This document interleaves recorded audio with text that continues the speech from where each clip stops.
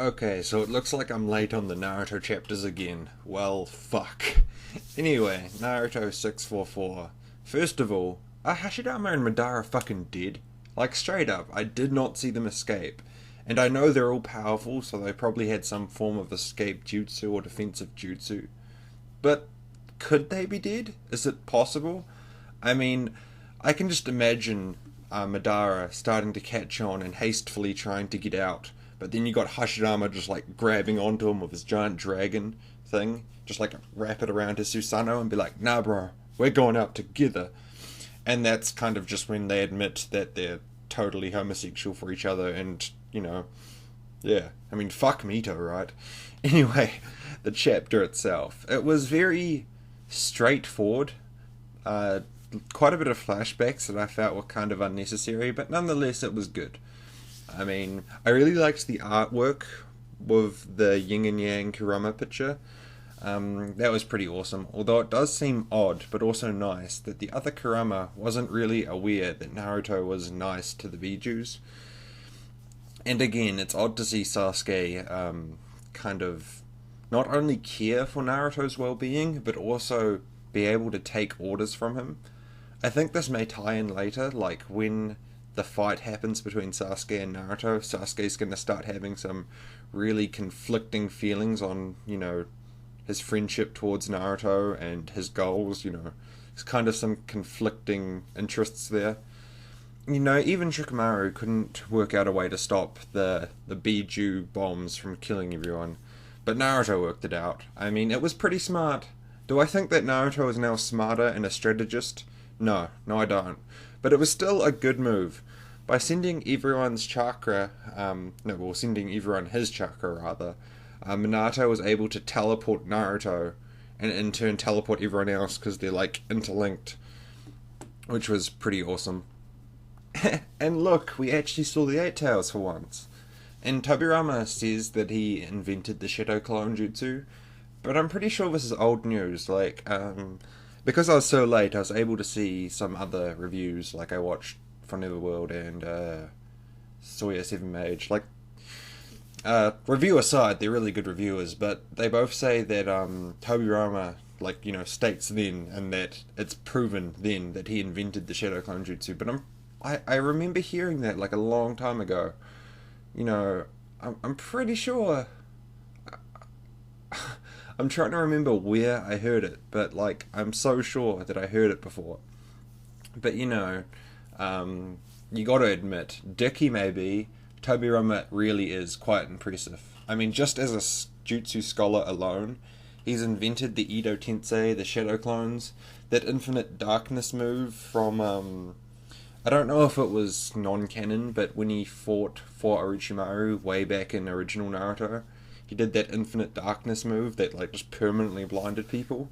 He probably invented a bunch of water-type moves, and then he invented space-time jutsu. And when you think about it, there's really only 7 people who's ever done that before. I mean, that's right, isn't it? You got Tobirama, Obito, Kakashi. Obito and Kakashi don't really even count. It was just an inherent ability through the Sharingan. You got Minato, and then you got those 3 guys who learnt it from Minato. But they shouldn't count either, probably, because, it takes 3 of them to do it. So, actually, when you think about it, essentially it's only Tobirama and Minato that have ever been able to pull this off. It's pretty awesome.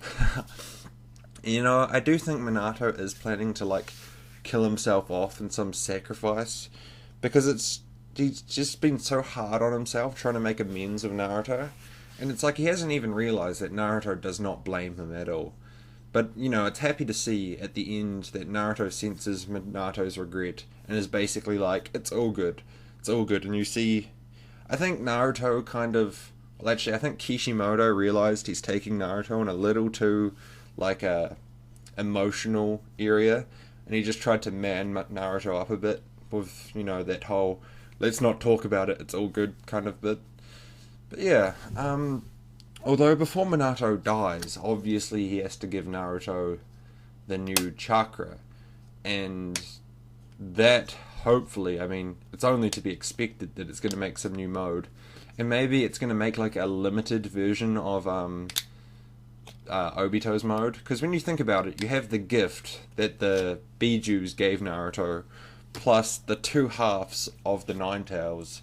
And you know, I get the feeling that the Nine Tails essentially still, like, I know that the all the tailed beasts are made from the Biju, but I think that Kurama has like the memory or just the biggest link to the Biju itself, so that may kind of act like a temporary catalyst for Naruto to go into that stage, which would be pretty freaking awesome. I mean, right now we know that only really Hashirama and Naruto, possibly Orochimaru, and possibly Jugo, those four, are the only people that can really hurt Obito at this point because of Sage Mode. I mean, Orochimaru could, you know, bring up Sage Mode, especially now that he has Senju DNA to kind of bolster his strength a bit.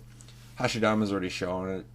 It's explained that Jugo inherently kind of takes in Sage Chakra, that's why he goes fucking berserk. So yeah, that could be interesting. I mean, Obito has a weakness at this point. It's not a very exploitable weakness, but a weakness nonetheless. Can you imagine how strong Obito would be if he actually used the fucking Rinnegan? Like, sweet Jesus, it annoys me to no end how little that thing gets used. I've said this before, but I feel like Kishimoto wrote in the Rinnegan, and then afterwards was like, fuck, this was a bad move. This is a really fucking bad move. This is way too OP. What do? I know, I'll just not use it and hope nobody notices.